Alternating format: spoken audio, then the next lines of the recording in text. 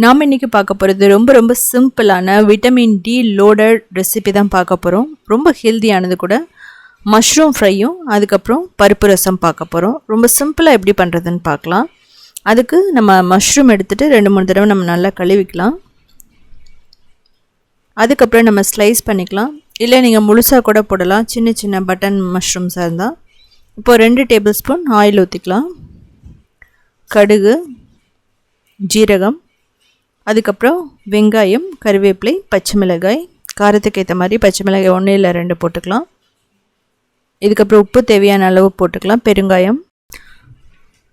So இப்போ நம்ம உப்பு போட்டதுக்கப்புறம் வெங்காயத்தை நல்லா வதக்கணும். இதுக்காக கோல்டன் ப்ரௌன் ஆகணும்னு அவசியம் இல்லை. ஸோ இதுக்கப்புறம் பார்த்தீங்க அப்படின்னா மஞ்சள் தூள், மிளகாய் தூள், கொத்தமல்லி தூள், அதுக்கப்புறம் நம்ம வறுத்த ஜீரகத்தூள், கரம் மசாலா, அவ்வளோதான். ஸோ இதுக்கு பெரிய நம்ம தக்காளி அதெல்லாம் போடணும்னு அவசியம் இல்லை, சிம்பிளாக பண்ணிவிடுவோம்.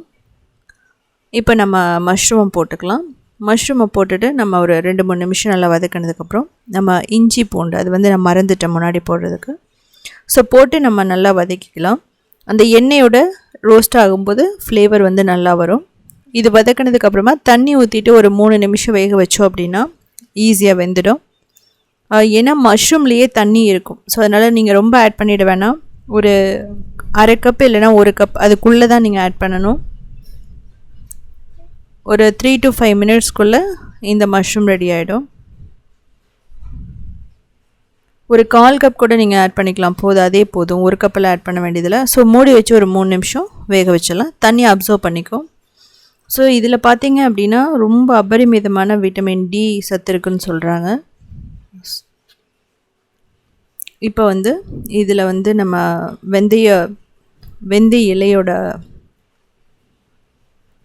தூளையும் கொத்தமல்லியும் போட்டிருக்கோம், அதாவது கசூரி மேத்தி, அதை போட்டிருக்கோம். இப்போ பாருங்கள், தண்ணியை நல்லா அப்சர்வ் பண்ணிக்கிச்சு, பர்ஃபெக்டாக ரெடி ஆகிடுச்சு. ஒரு 5 மினிட்ஸில் இது வெந்துடும். அதுக்கு மேலே நீங்கள் வேக வைக்கணும்னு அவசியம் இல்லை. இதுக்கப்புறம் கொத்தமல்லி தூள் போட்டுட்டு நம்ம ஆஃப் பண்ணிடலாம். இது சப்பாத்திக்கும் எடுத்துக்கலாம், இல்லை அப்படின்னா ரைஸ் மில்லட்டுக்கு எடுத்துக்கலாம். ஸோ வெயிட் லாஸ் அப்படின்னு போகும்போது இப்படி சிம்பிளாக பண்ணி சாப்பிட்றது ரொம்ப நல்லது கூட. குழந்தைகளுக்கும் ரொம்ப பிடிக்கும் இப்படி செஞ்சு கொடுக்கும்போது. ஸோ இதுக்கப்புறம் பார்த்தீங்க அப்படின்னா நம்ம செய்ய போகிறது ரொம்ப சிம்பிளான ஹெல்த்தியான ஒரு சூப், ரசம் சொல்லலாம். கொங்கு நாடு கிராமத்து ஸ்டைலில் பண்ண போகிறோம். பருப்பு தக்காளி ரசம். அதுக்கு 1 டேபிள் ஸ்பூன் நெய் போட்டு 1 டீஸ்பூன் ஆயில் ஊற்றிக்கலாம், போதும். அதுக்கப்புறம் கடுகு, cumin, கருவேப்பிலை, பூண்டு, ஒரு வரமிளகாய், பெருங்காயம் போட்டுக்கலாம். ஒரு 2 கப்பு தக்காளி புளித்தண்ணி, அதுக்கப்புறம் 1 கப் துவரம்பருப்பு வேக வச்சது, ரசம் பவுடர், மஞ்சத்தூள், உப்பு, அவ்வளோதான். ஸோ இதை கொதிக்கணும். 1 நிமிஷம் கொதிச்சா போதும், ரொம்ப கொதிக்க விடணும்னு அவசியம் இல்லை. ஏன்னா ஏற்கனவே தக்காளியும் நான் என்ன பண்ணியிருப்பேன்னா தக்காளி புளியெல்லாம் போட்டு கொஞ்சம் சூடு பண்ணி அதை பிழிஞ்சு எடுத்திருப்போம். ஸோ அதே நல்லா வெந்திருக்கும்.